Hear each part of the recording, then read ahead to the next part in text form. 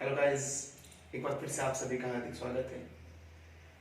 आपके बार बार कहने के बाद आज मैं एक बार फिर से तरंग गति की शुरुआत करता हूँ।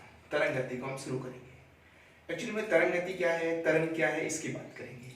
तो आज हम जो पढ़ने वाले हैं, हम स्टार्ट करेंगे आज बच्चों तरंग गति,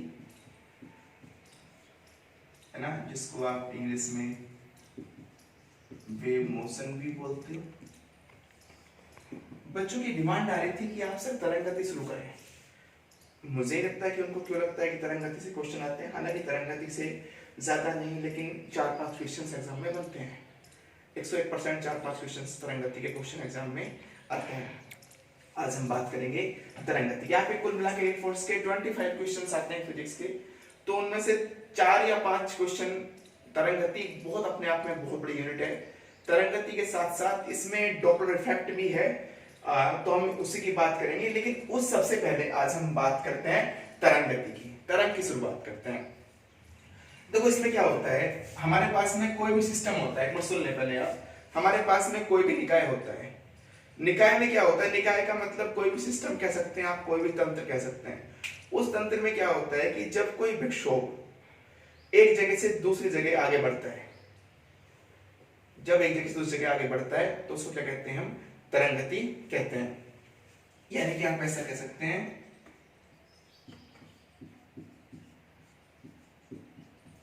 किसी तंत्र में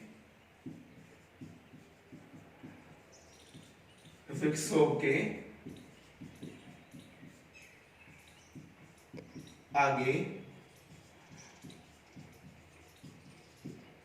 बढ़ने की प्रक्रिया, यानी किसी भी सिस्टम में, किसी भी तंत्र में विक्षोभ के आगे बढ़ने की प्रक्रिया क्या कहलाती है, तरंग गति कहलाती है। एक दूसरी डेफिनेशन और होती है इसकी। विक्षोभ को इंग्लिश में बात करें तो डिस्टरबेंस कहते हैं बच्चों। डिस्टरबेंस, विक्षोभ का मतलब क्या होता है, डिस्टरबेंस से होता है। एक डेफिनेशन और होती है इसकी, किसी कारक द्वारा विक्षोभ के आगे बढ़ने की प्रक्रिया भी क्या कहलाती है, तरंग गति कहलाती है। अब मैं एग्जांपल की बात करता हूं। तरंग गति का एग्जांपल क्या होता है, आपने बचपन में एक खेल बहुत खेला होगा कि किसी तालाब में, किसी झोड़ में जब आप एक पत्थर फेंकते हो तो आप देखते हो कि वहां पे कुछ बबल्स बनते हैं, और वो बबल्स कुछ टाइम बाद सेम बबल्स थोड़ा सा आगे बनता है। यानी कि उनके बीच जो दूरी होती है वो फिक्स होती है, फिक्स रेंज में वो बबल्स बनता है, और थोड़ी देर बाद वो फिनिश हो जाता है। तो वो सब क्या है, वो तरंग गति है। यानी कि दूसरी बात, मैं कुछ बोल रहा हूं, वो आपके पास तक पहुंच रही है, वो सब बात क्या है, तरंग है। दूसरी बात, एक और हम बात करें, इसमें एक बात और होती है कि आप जो मोबाइल फोन यूज करते हैं, आप मोबाइल फोन के अलावा और बहुत सारी चीजें यूज करते हैं, तो ये सब कम्युनिकेशन जो सिस्टम है, ये सब किस पर बेस्ड है, तरंग पर बेस्ड है। आपने सुना होगा कई बार केसेस में हम बोलते हैं कि फोन में नेटवर्क नहीं आ रहे हैं, टावर नहीं आ रहे हैं, सब क्या होता है, ये सब क्या है, तरंग है। सब क्या होता है, ये सब कुछ तरंग है। तो ये सब क्या है, अब आप कहोगे सर ये विक्षोभ क्या है, विक्षोभ डिस्टरबेंस, लगातार, जो लगातार आगे बढ़ रहा है। तो इसी में यही केस है कि विक्षोभ के आगे बढ़ने की प्रक्रिया, या किसी कारक द्वारा विक्षोभ के आगे बढ़ने। कोई कारक मतलब कोई अपने पास में कोई सिस्टम हो सकता है जो उन वेव्स को आगे लेके जा रहा है। अब आप कहोगे सर तरंग का फोन कैसे कनेक्ट करता है। एक्चुअली में फोन का जो हमारा रिसीवर होता है, जो हम पीछे कैमरे के पास में सिस्टम होता है, आप अपना फोन ओपन करके देखना अगर कोई चाहे तो, उसमें क्या होता है कि उसके पास में एक एंटीना होता है। वो एंटीना उसको रिसीव करता है और फिर आपके फोन में नेटवर्क आते हैं, आपको शो होता है। तो कोई जरूरत नहीं है खोलने की, मैं तो बता रहा हूँ बस आपको कि आप फोन ओपन करो कभी और फोन भी ओपन कर लें, ठीक है, ऐसा कुछ नहीं है। वो सब क्या होता है, उसमें एक एंटीना होता है, और कारक द्वारा विक्षोभ के आगे बढ़ने की प्रक्रिया क्या होती है, तरंग होती है। और बहुत सारे एग्जांपल्स भी हो सकते हैं। आप देखते हैं कई बार माइक्रोफोन है आपके पास में, माइक्रोफोन में भी तरंग होती है, ठीक है, और बहुत सारे सिस्टम्स होते हैं, ये सब क्या होते हैं, तरंग होती है। ये नॉर्मल तरंग की डेफिनेशंस हुई। अगर आपसे कहा जाए तरंग गति के गुण की बात की जाए, अगर आपसे कोई कहता है तरंग गति के गुण। बच्चों ये थ्योरी नहीं है, यहां से आप इसको 5 स्टार मार्क कर लें, इंपॉर्टेंट क्वेश्चन बन जाते हैं यहाँ पे। वो क्वेश्चन कैसे बनते हैं, वो तरंग का आप इस फॉर्म में ले सकते हैं, ये शेप हो सकती है किसी भी तरंग की, ठीक है, ये भी हो सकती है।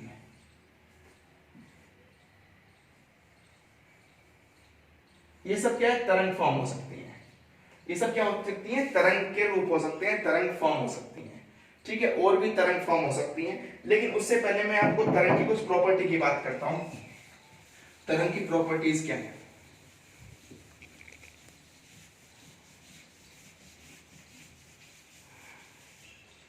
पहली प्रॉपर्टी,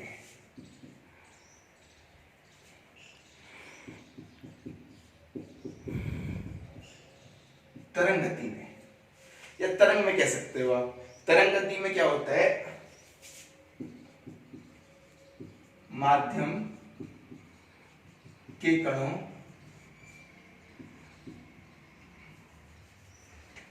की कला लगातार बदलती रहती है, ठीक है। अब आप देखेंगे जैसे यहाँ पे कुछ एंगल होगा, यहाँ पे कुछ और होगा, यहाँ फिर अलग होगा, यानी कि लगातार। कला का मतलब यहाँ पे किससे है, कला का मतलब यहाँ पे किससे है बच्चों, एंगल से है, फेज से है, ठीक है, फेज से है। फेज क्या होता है, लगातार बदलता रहता है। फेज कांस्टेंट कभी तरंग गति में कांस्टेंट नहीं होता है, ठीक है। दूसरी सबसे बड़ी इंपॉर्टेंट प्रॉपर्टी है, कला क्या होती है, लगातार बदलती रहती है। दूसरा पॉइंट, अब कला बदल रही है, आप देख रहे हैं बच्चों इसके विस्थापन में भी चेंज आता है। अगर विस्थापन में चेंज आता है तो इसका मतलब क्लियर है कि इसका वेग भी लगातार बदलता रहेगा, ठीक है। इसका मतलब ये हुआ कि तरंग गति में वेग लगातार बदलता रहता है, परंतु कणों की चाल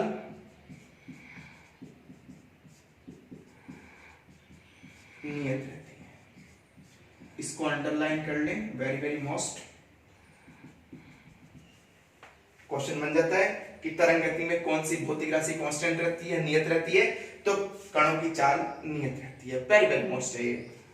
अच्छा, अब ये फिर नियत रहती है, डिपेंड किस पे करती है, तो आप याद रखें ये है माध्यम की प्रकृति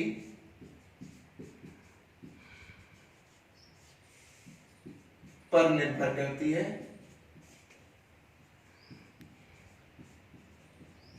परंतु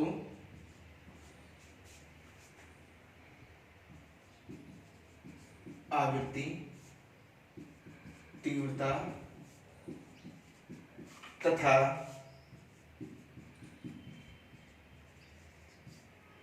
तरंग दैर्ध्य पर निर्भर नहीं करती है। यहां से आपने क्वेश्चन बन जाता है कि माध्यम तरंग जो होती है, तरंग की चाल जो होती है किस पर निर्भर करती है। आपको ऑप्शन देगा, आवृत्ति देगा, तीव्रता दे देगा आपको ऑप्शन, आपको तरंग दैर्ध्य देगा और दे देगा माध्यम की प्रकृति। तो याद रखें, केवल माध्यम की प्रकृति पर निर्भर करती है, आवृत्ति, तीव्रता और तरंग दैर्ध्य पर तरंग गति में कणों की चाल निर्भर नहीं करती है, ठीक है। दूसरी बात याद रखें, पहला पॉइंट आपने डिस्कस किया है, कणों की कला लगातार, कला मतलब फेज, एंगल जो होता है वो क्या लगातार बदलता है। दूसरी आपने बात की है वेग लगातार बदलता रहेगा, फिर कांस्टेंट क्या होगा, कणों की चाल नियत रहती है, ठीक है। याद रखना, वेग बदलता है, चाल नियत रहती है, और चाल निर्भर किस पे करती है, माध्यम की प्रकृति पर निर्भर करती है, लेकिन आवृत्ति, तीव्रता और तरंग दैर्ध्य पर डिपेंड नहीं करती है, ठीक है। एक नेक्स्ट पॉइंट आता है इसमें, उनमें ऊर्जा का संचरण होता है, बिल्कुल होता है, करेक्ट, बिल्कुल याद रखें इस पॉइंट को भी। आप कहेंगे तरंग गति में ऊर्जा का संचरण होता है किसमें? कणों में। परंतु पदार्थ अपनी स्थिति कह सकते हो, या जहां पे वो प्रेजेंट है, ठीक है, स्थिति को नहीं बदलता है।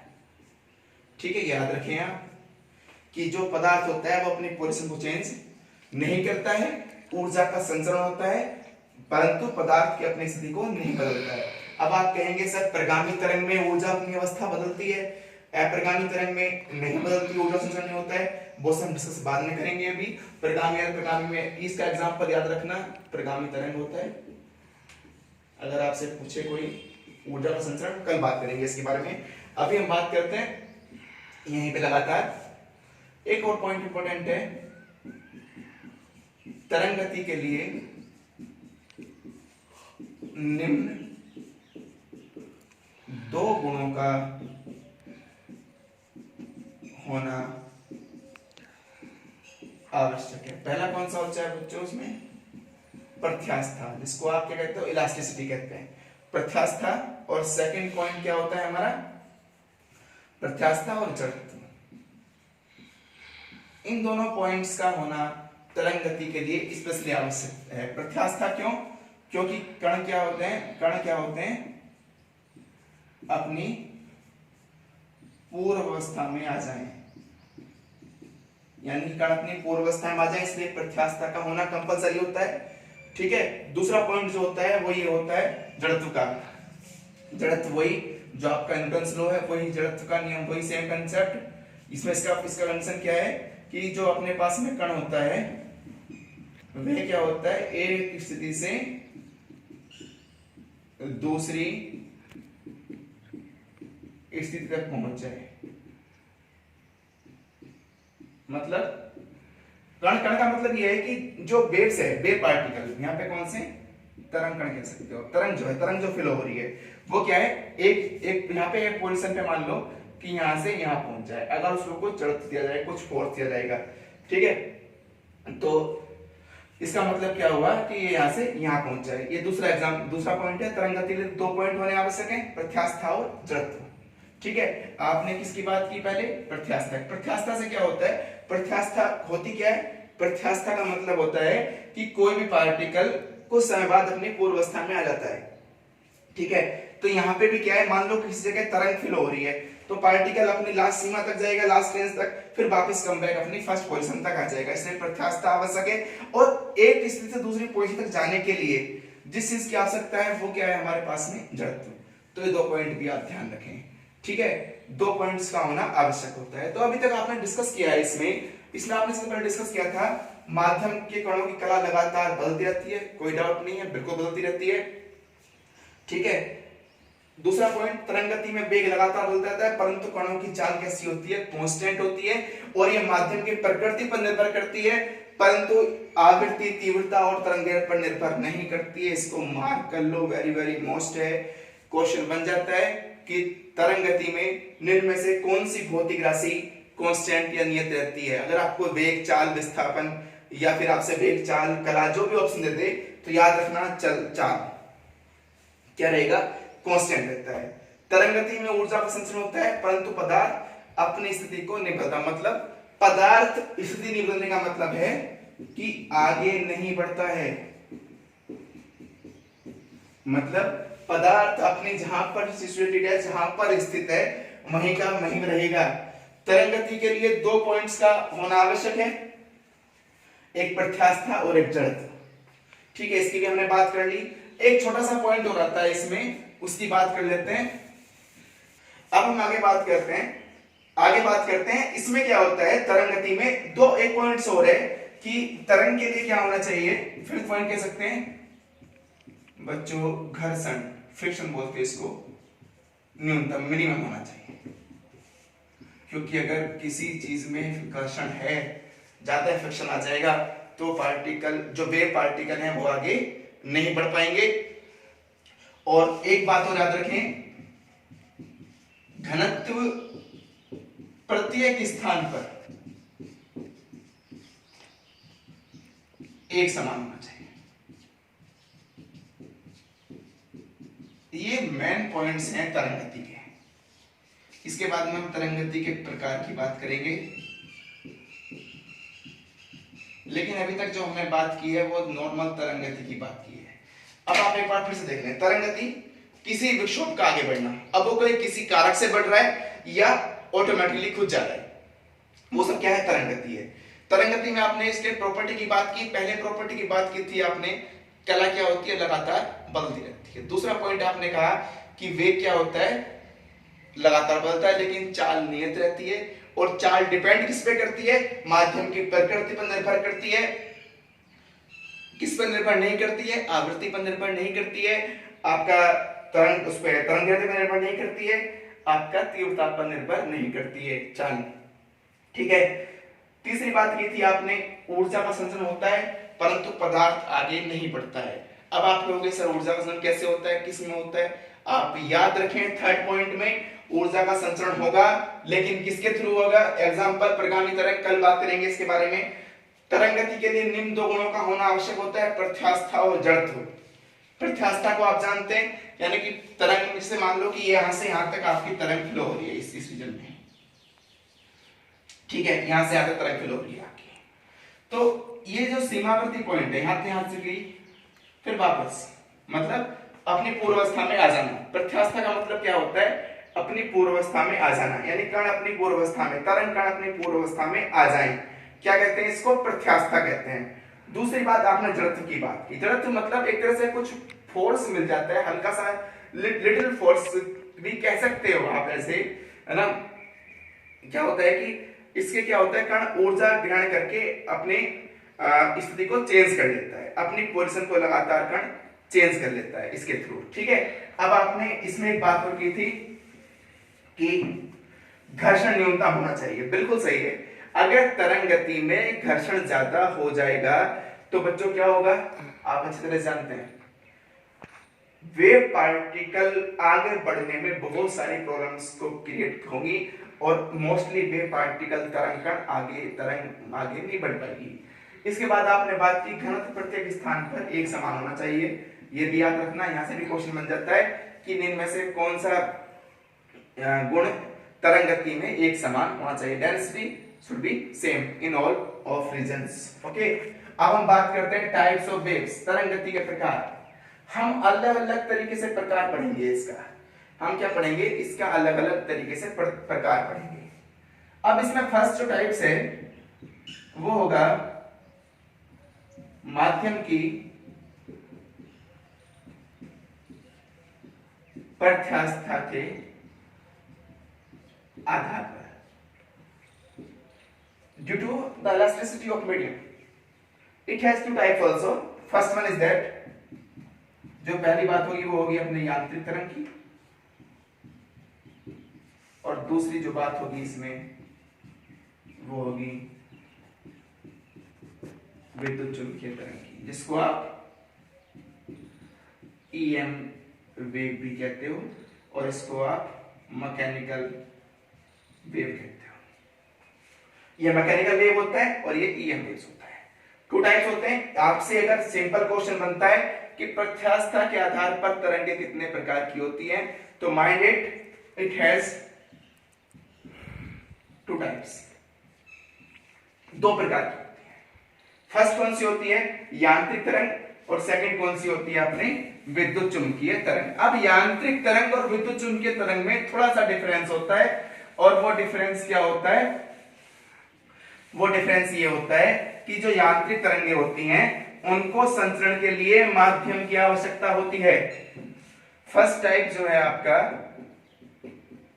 जिसको आप यांत्रिक तरंग कहते हैं, क्या कहेंगे, तरंगों को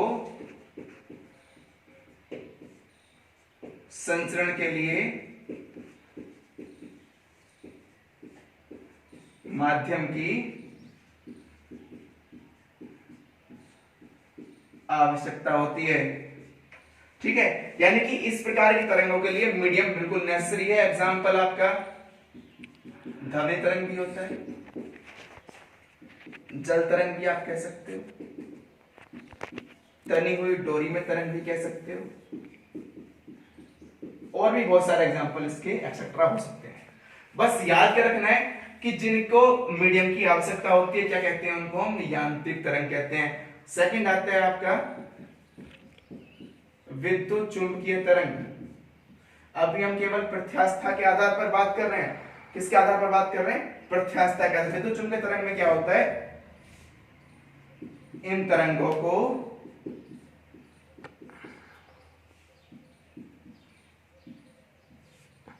माध्यम की आवश्यकता नहीं होती है, यानी कि ये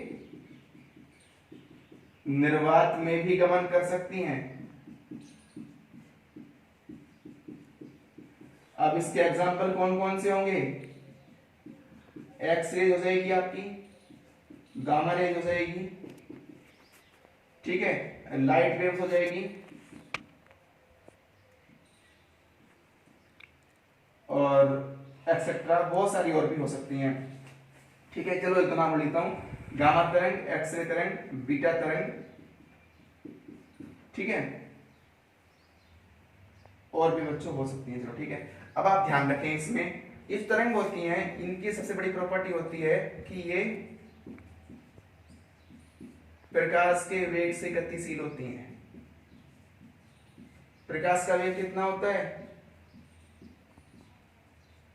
3 × 10⁸ मीटर पर सेकेंड, यानी कि 3 × 8 मीटर पर सेकेंड वेग से ये तरंग गति करती हैं। कौन सी? विद्युत चुंबकीय तरंग।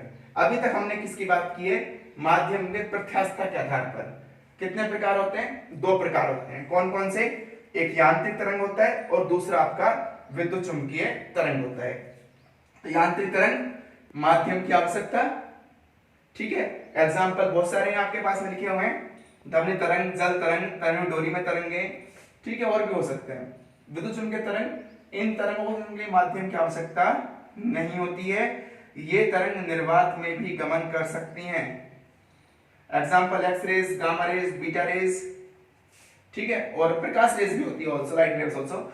अब इसमें याद रखें कि ये क्वेश्चन बन जाता है कि विद्युत चुंबकीय तरंगे किस वेग से गति करती हैं। तो याद रखें, प्रकाश के वेग से गति करती हैं, और प्रकाश का वेग कितना होता है? 3 × 8 मीटर पर सेकंड। कहां पे होता है? निर्वात में होता है, ठीक है, तो आप इस बात को भी ध्यान रखें। तो अभी तक हमने केवल किसकी बात की है? माध्यम की प्रत्यास्था के आधार पर तरंगों के टाइप्स की बात की है। अब हम इसके बाद में जो बात करेंगे आगे, वो बात ये होगी कि तरंगों के संचरण के आधार पर, डायमेंशन के आधार पर, और अन्य टाइप्स में तरंग्स की बात करेंगे, अनुदैर्ध्य अनुप्रस्थ की बात करेंगे, अन्य उसके अलावा हम बात करेंगे प्रगामी अप्रगामी की बात करेंगे, एकविमीय द्विविमीय त्रिविमीय यानी 1D 2D 3D वेव्स की बात करेंगे, ठीक है, उन सब की बातें हम कल करेंगे। अभी केवल आज इतना ही काफी है आज के लेक्चर में, बाकी डिस्कस कल करेंगे। कल का जो हमारा स्टार्टिंग होगी वो स्टार्टिंग होगी माध्यम में कणों के संचरण के आधार पर। संचरण मतलब जो आप जानते हैं, सुरंगत, संपीड़न, विंडन, उसके बेस पे अनुदैर्ध्य अनुप्रस्थ, ट्रांसफर लॉन्गिट्यूड की स्टार्टिंग करेंगे कल। अभी तक हमने केवल एक टाइप पढ़ा है, प्रत्यास्था, ड्यू टू इलास्टिसिटी बेस्ड, ठीक है। यांत्रिक तरंग में इलास्टिसिटी की बहुत ज्यादा महत्वपूर्ण भूमिका होती है। यांत्रिक तरंग में प्रत्येक पार्टिकल क्या होता है? दृढ़ अवस्था में रहता है, ठीक है गाइस, थैंक यू। अच्छा लगा तो लाइक सब्सक्राइब करें, और आपको जो भी क्वेश्चन है या तो कमेंट बॉक्स में जाके पूछ सकते हैं, या फिर आप मेरे कांटेक्ट नंबर पर जाके मुझसे व्हाट्सएप नंबर पे पूछ सकते हैं। मेरा कांटेक्ट नंबर है 8302470586। इस कांटेक्ट नंबर पे जाके आप मेरे से कोई भी क्वेरी है तो आप पूछ सकते हैं, व्हाट्सएप पे पूछ सकते हैं, एयरफोर्स नेवी रिलेटेड कोई क्वेश्चन हो पूछ सकते हैं। मोस्ट वेलकम आपका, थैंक यू गाइस।